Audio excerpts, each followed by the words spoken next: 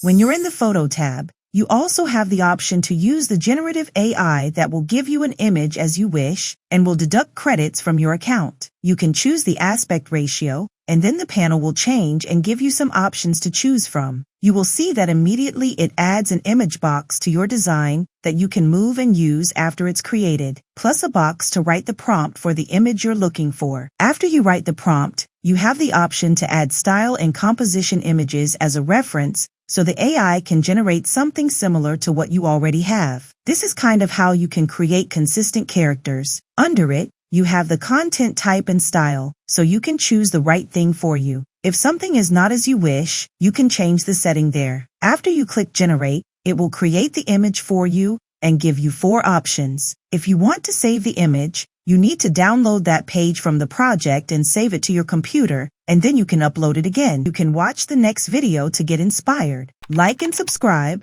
and I'll see you next time.